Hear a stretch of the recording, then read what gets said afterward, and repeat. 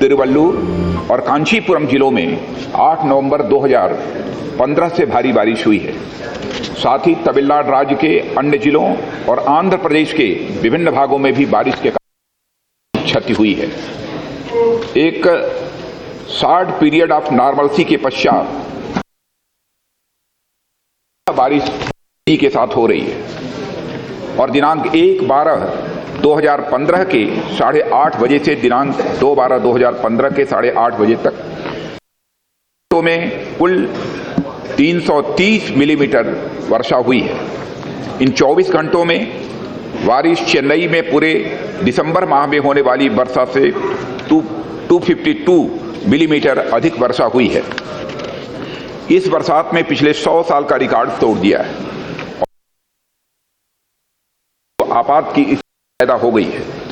इस बरसात से चंबरकम रिजर्वायर में सेफ्टी से अधिक पानी बाद में 25,000 क्यूसेक पानी छोड़ा गया है। यह पानी अडियार नदी में आने से उसका जल बढ़ गया है। पिछले 24 घंटों में चेन्नई में भी बरसात कम हुई है, परंतु नागपट्टनम से कडलुरु तक 45 मिलीमीटर से 133 मिलीमीटर बरसात हुई है। अगले 2-3 दिनों से में भी मौसमी रेनफॉल यानी 100 मिलीमीटर प्रतिदिन की औसत बरसात की संभावना व्यक्त की है। आशंका से इलाके में लगभग लगातार बरसात हो रही है और रास्ते भी प्रभावित हैं। इलाके में लगभग लगातार बरसात हो रही है और रास्ते भी प्रभावित हैं, इसलिए राहत पहुंचाना उतना ही कठिन होता जा रहा है। यह कठिनाई टेलीफोन कनेक्टिविटी भी इस कठिनाई के कारण एडवर्सली अफेक्टेड हुई है। अनुमान है कि 40% मोबाइल और 20% लैंडलाइन कनेक्शन इस समय काम नहीं कर रहे हैं। पानी की अधिक मात्रा को देखते हुए कई स्थानों पर बिजली का कनेक्शन भी काटना पड़ा है। इन स्थानों को छोड़कर तमिल सरकार ने पावर की कमी अभी तक नहीं बताई है। अभी तक की प्राप्त सूचना के अनुसार इस सीजन में तमिलनाडु में 269 कैजुअलिटीज हुई हैं, ह्यूमन लॉस 269। पौंडीचेरी में भी 2 ह्यूमन लॉस की सूचना प्राप्त हुई है और आंध्र प्रदेश में 54 ह्यूमन लॉस की सूचना प्राप्त हुई है। तमिलनाडु सरकार से प्राप्त सूचना के अनुसार वहां अभी भोजन, दूध और ड्रिंकिंग वाटर जो मेडिसिन की कोई कमी नहीं है, जो बतलाया गया है। लेकिन मैं सदन को जानकारी देना चाहता हूं, अध्यक्ष महोदया, आज ही हमारे प्रधानमंत्री जी चेन्नई के लिए रवाना हुए हैं 12 बजे और वहां पर जाकर वो एरियल सर्वे करने के बाद और वहां की स्थिति का जायजा लेने के बाद जो भी आवश्यक होगा वह कदम वो उठाएंगे। तमिलनाडु सरकार से जो सूचना प्राप्त हुई है उस आधार पर मैं जानकारी दे रहा हूं अध्यक्ष महोदया, और केंद्र सरकार ने तमिलनाडु सरकार को तत्परता से समर्थन देते हुए एनडीआरएफ की 30 टीमें, जिसमें कि 1014 पर्सनल्स होते हैं और उसके साथ 110 बोट्स भी हैं, और साथ ही साथ आर्मी की 7 कॉलम जिसमें 434 पर्सनल्स हैं, को रिलीफ एवं रेस्क्यू ऑपरेशन के लिए लगा रखा है।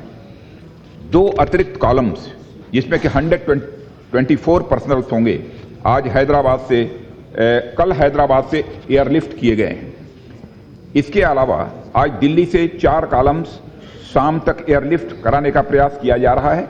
एनडीआरएफ की इन 30 टीमों में से 2 पौंडीचेरी में डिप्लॉय कर दी गई है। नेवी की 12 बोट्स और 255 पर्सनल डिप्लॉय कर दिए गए हैं। इसके अलावा आईएनएस अरिहंत और 20 डाइवर्स हेलीकॉप्टर वाइजर से रवाना कर दिए गए और अब तक चेन्नई पहुंच गई होंगी, ऐसी संभावना है। भारतीय एयरफोर्स ने इस मूवमेंट में पूरा योगदान दिया है। एनडीआरएफ की 14 टीमें कल अलर्ट की गई हैं। आज आर्मी के 2 कॉलम्स अलर्ट किए जा रहे हैं। हेलीकॉप्टर द्वारा रिलीफ कर 22 लोगों को बचाया गया है।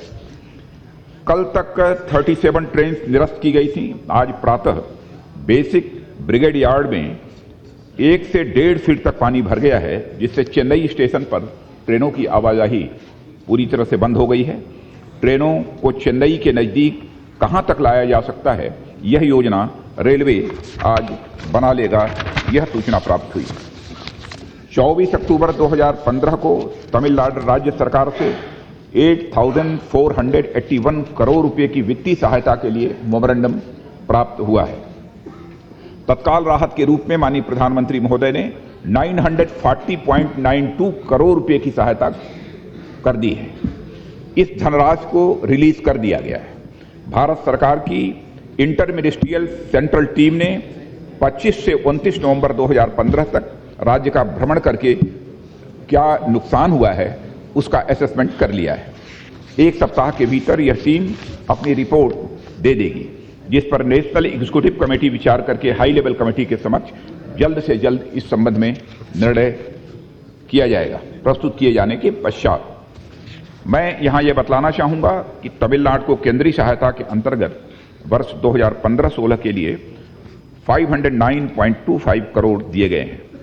इसके अतिरिक्त वित्तीय वर्ष 2014-15 के अंतर्गत एफडीआरएफ कोष से द्वितीय किस्त में 133.795 करोड़ रुपए भी 23 नवंबर 2015 को जारी कर दिए गए।